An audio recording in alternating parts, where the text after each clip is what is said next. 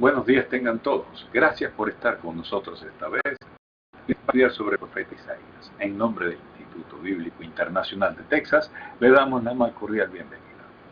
Y hoy pues estaremos haciendo la clase 9, el video número 2, que corresponde con los capítulos 31 al 33 del profeta Isaías. Y como siempre pues elevamos una oración. Padre, en el nombre de Jesús queremos darte gracias por estos momentos que tú nos das y por la sabiduría que viene de ti.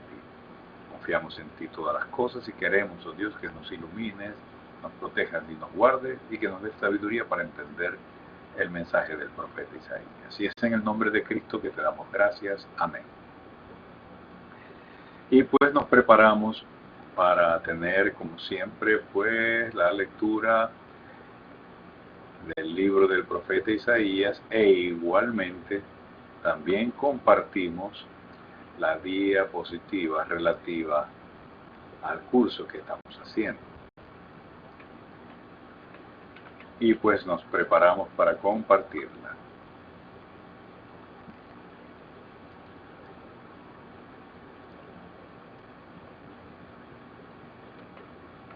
Vamos a compartir la diapositiva.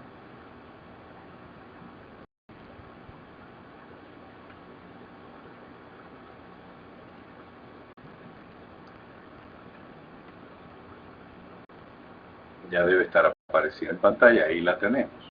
Es la clase 9 del video número 2 del profeta Isaías. Y vamos a tener pues la lectura relativa al capítulo 31 en la versión Reina Valera del profeta Isaías. Vamos a esperar que nuestra Biblia en línea se cargue. Y ya la tenemos acá.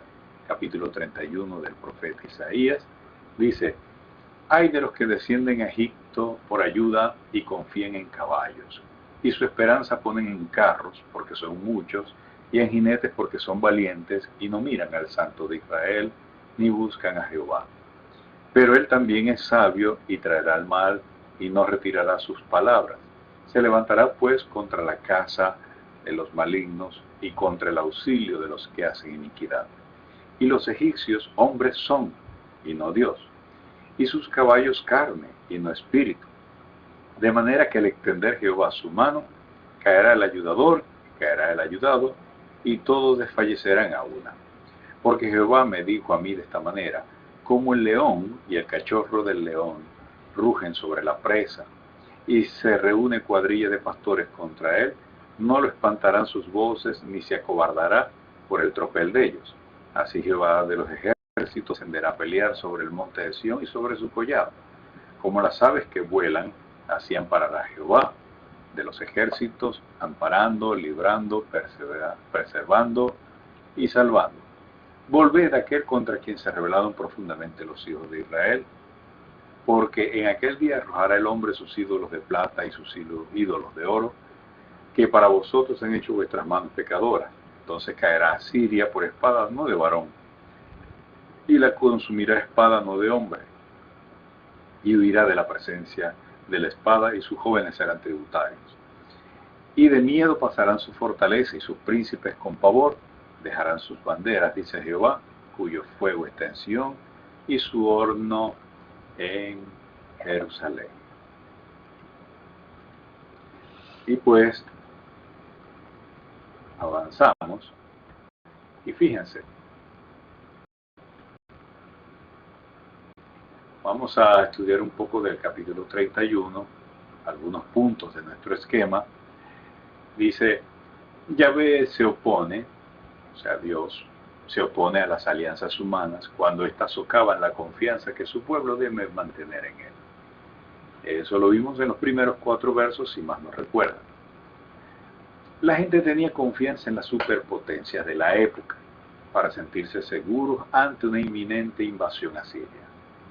Estaban confiando en las tecnologías militares y no en el poder de Dios, que en ocasiones ya los había salvado.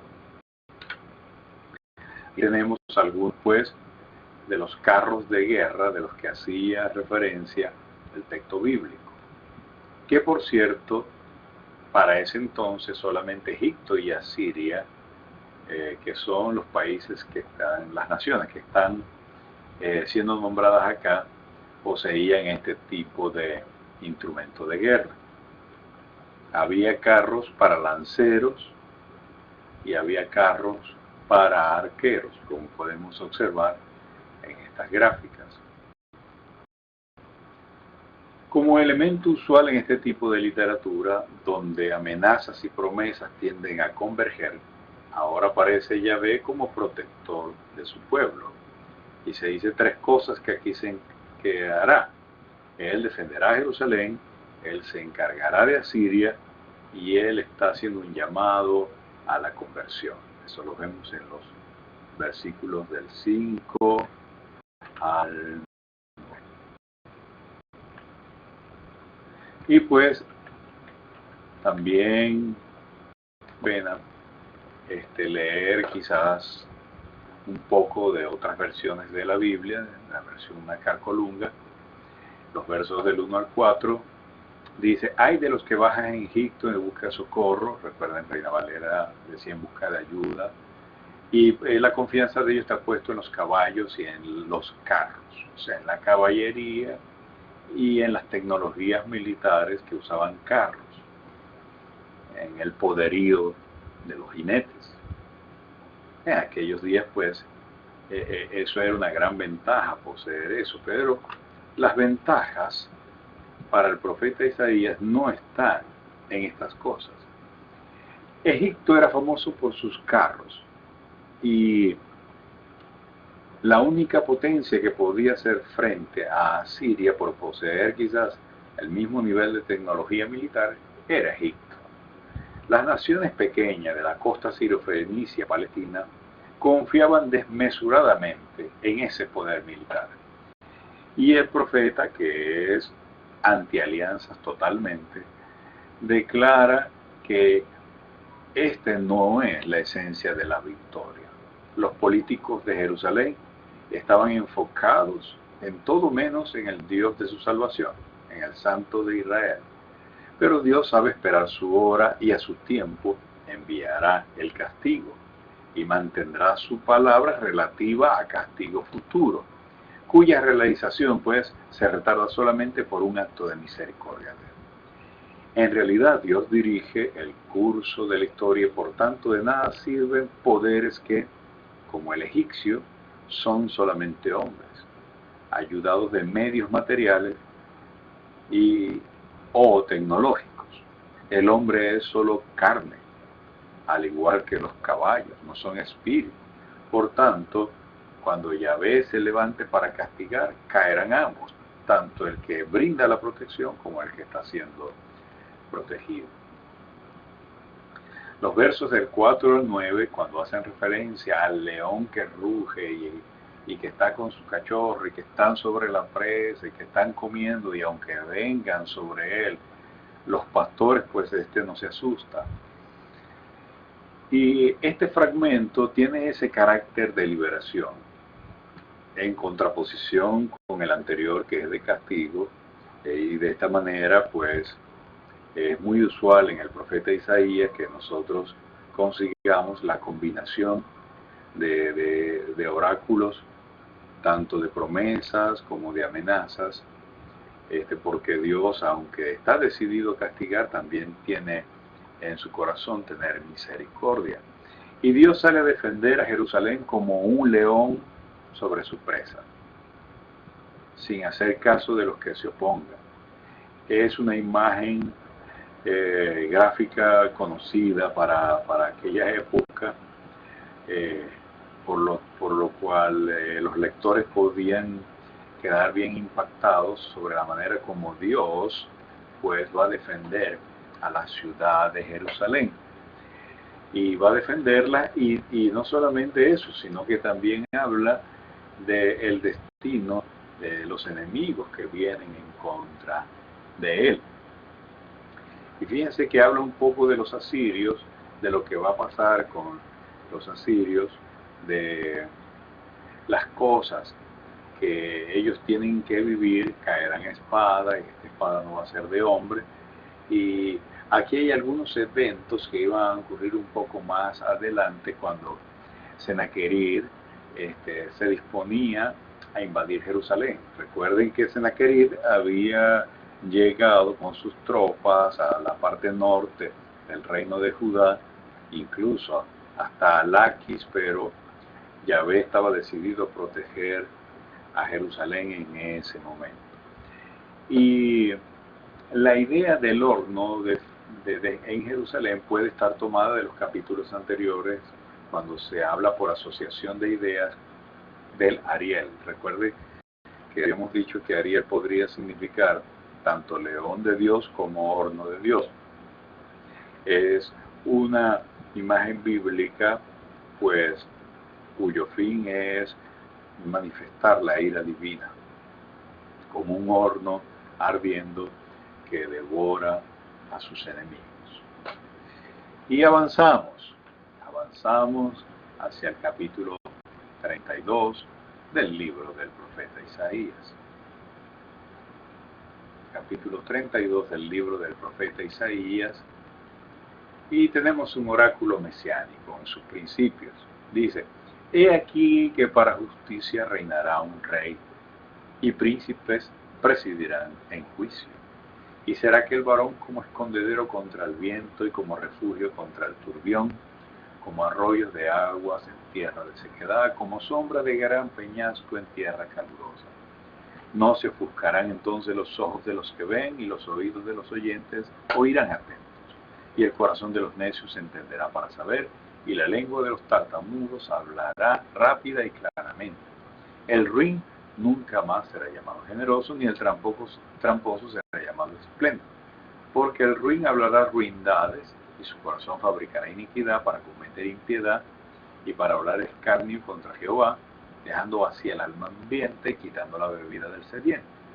Las armas del tramposo son malas, trama intrigas, inicuas para enredar a los simples, con palabras mentirosas y para hablar en juicio contra el pobre.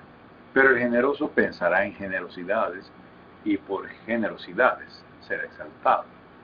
Mujeres indolentes, levantaos, oíd mi voz, hijas confiadas, escuchad mi razón. De aquí a algo más de un año tendréis espanto, oh confiada, porque vendrá la vendimia, faltará y la cosecha no vendrá. Temblaos indolentes, turbaos o confiadas, despojaos, desnudaos, ceñid los lomos con cilicio. Golpeándose el pecho lamentarán por los campos deleitosos, por la vid fértil.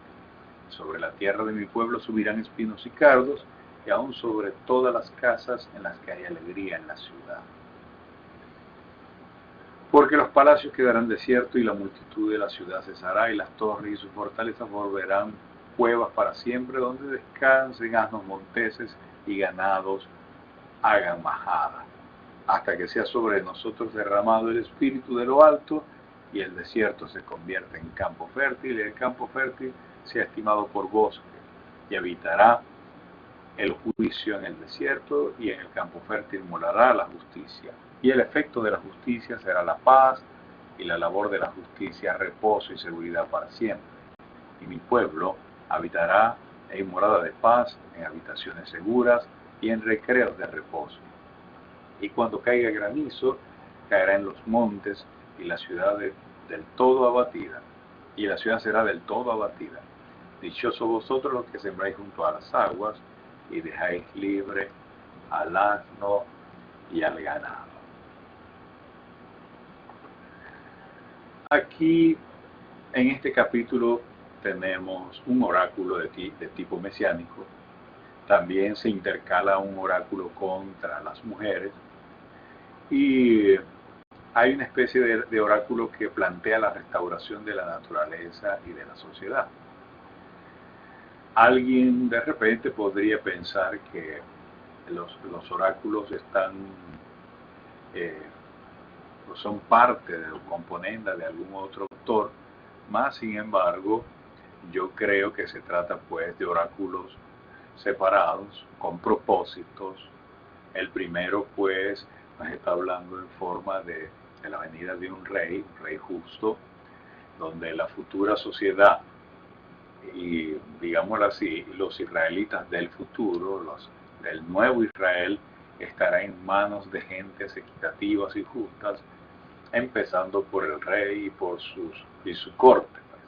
En tiempo de Isaías, el rey Ezequías fue un rey justo, fue un rey religioso y reformador, pero sus colaboradores llevaron a la nación a la ruina material y también a la ruina religiosa, porque más tarde vemos que aún, a pesar de todas las reformas comenzadas por Ezequías, fue Manasés hecho abajo todo eso.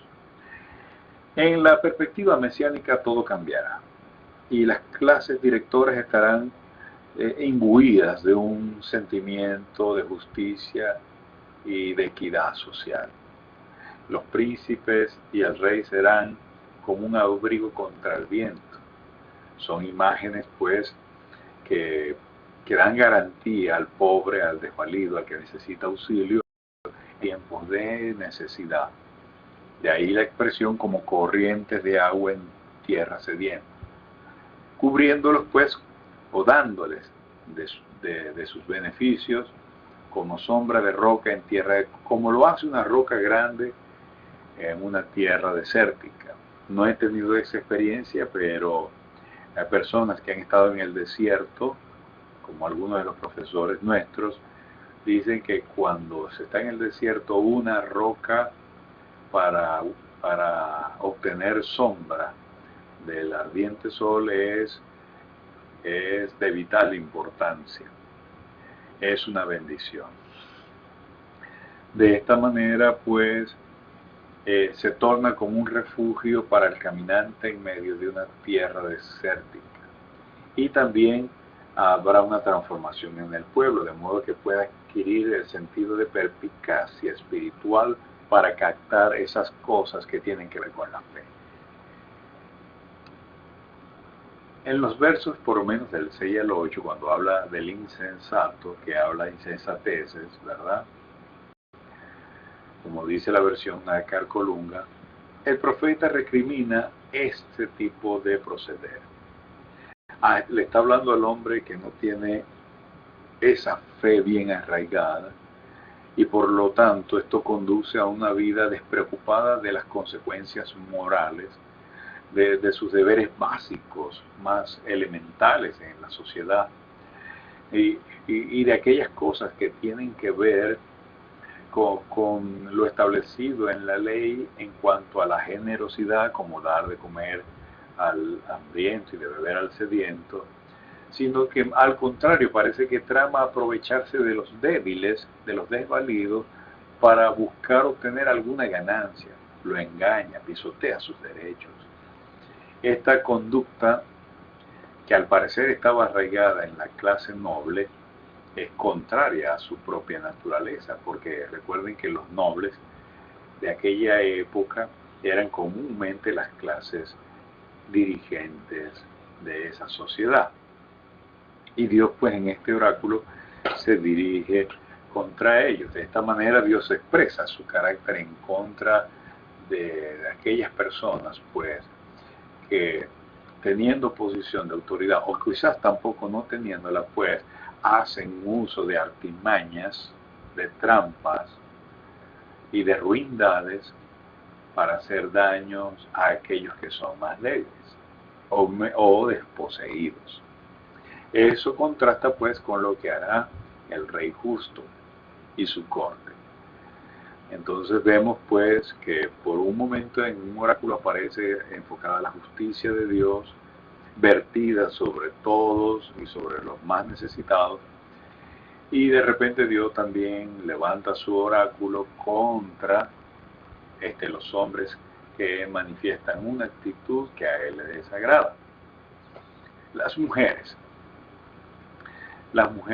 el oráculo contra las mujeres en los versos 9 al 14, una versión, la versión Nácar Colunga las llama mujeres descuidadas, mujeres confiadas, que no tienen esa visión espiritual de ver lo que está sucediendo y de ver de lo que esto va a traer. Al contrario, Yahvé les está diciendo que lo que esperan no es nada bueno. Y ante esta manifestación popular de júbilo que caracterizaba las fiestas de los tabernáculos, porque se habla de la vendimia y de la cosecha en el verso 10, esta era tradicionalmente bulliciosa, el profeta pues aprovecha la ocasión y le lanza a las mujeres un presagio tremendo que las ha de afectar en extremo. Les echa en cara su despreocupación, les anuncia la desolación, con lo que cesará la vendimia y la cosecha, y por tanto será ocasión de duelo general entre ellas. Por ello las invita a organizarse en duelo, ceñir los lomos. La desolación será tan general que no solo en las fértiles viñas sucederá, sino hasta en las casas de placer de la ciudad. Y serán, como dice, devastadas de tal manera que allí van a crecer solamente cardos y espinas. Esta es una imagen corriente en la literatura profética para indicar el estado de desolación y abandono en que quedan los campos fértiles y las ciudades mismas. Pero esto no solamente es un enfoque de lo que sucede en un determinado lugar, es un enfoque de lo que pasa en el corazón de las personas cuando la vida de las personas no corresponde con lo que Dios ha demandado, al contrario, se desvía y hace las cosas que no son correctas. Entonces lo que viene pues se asemeja a un campo que después de haber dado frutos y después de haber complacido con esos frutos por mucho tiempo y por muchas generaciones a mucha gente, ahora solamente tenemos una imagen donde salen cardos y espinos.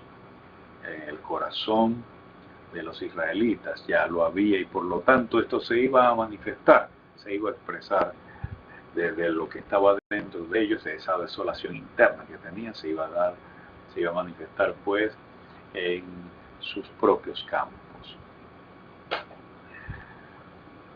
¿Y cuándo sucederá esto? Fíjense, hasta que sea derramado el Espíritu de Dios sobre los habitantes de la ciudad y ellos aprendan. De modo que nos encontramos con otra contraposición en dos horizontes distintos.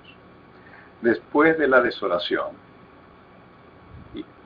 viene la época de ventura y de seguridad. Es el constante balance en la mente profética, que primero anuncia una promesa y si el pueblo se desvíe, viene una amenaza con juicio y devastación y desolación, pero luego, como son sus pueblos, recuerda el pacto que tiene con ellos y procura salvarles, aunque sea un pequeño grupo, para levantar de ellos pues a una nación que les sirva. Y viene un oráculo que trae consuelo. Y esto lo vemos en las imágenes, pues, donde la naturaleza sufre una transformación. Y esto se asocia al reinado de justicia y de paz que habrá. Pero más que un evento que tiene o que había de ocurrir en la vida de la nación, es un evento que tiene que ver más con los corazones. Cuando los corazones son llenados por el Espíritu de Dios desde lo alto, entonces esos desiertos, esas tierras esteparias, se convertirán en vergeles. Y será tan exuberante que va a parecer un bosque, una selva. El sentido de justicia se expresa como con una sensación de paz y de tranquilidad social. Y lo vemos porque se habla de la obra de la paz, de la obra de la justicia, de que el pueblo habitará en mansiones de paz, en moradas seguras, en asilos de reposo. Y aunque cayere el granizo, pues, en donde ellos van a estar, la ciudad estará allí firme. Y aunque fuese abatida, pues Dios estaría con ella. Es una forma, pues, como Dios se propone a traer justicia y paz a las personas. Ya empieza a enfocar el proceso por medio del cual esta paz vendrá. No tiene que ver con un cambio necesariamente en el orden político, en el orden social. Obviamente, para que esto suceda, tiene que ocurrir primero en el corazón de las personas. Tiene que haber cambios profundos, no en las estructuras sociales de ya, cambiemos esto por otra cosa y bueno, y todo está bien. No, tiene que haber cambios verdaderamente que competan al corazón y que produzcan, pues, propósitos alineados al plan de Dios de querer traer esa vegetación exuberante que representa la paz y la justicia en los desiertos de los corazones de los israelitas que viven descuidados.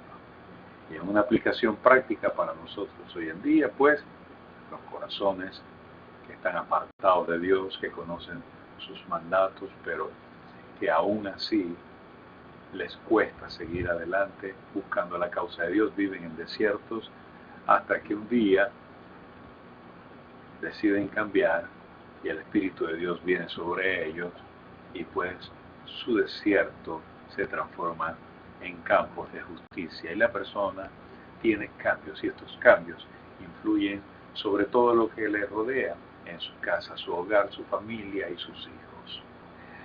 Que el Señor les bendiga.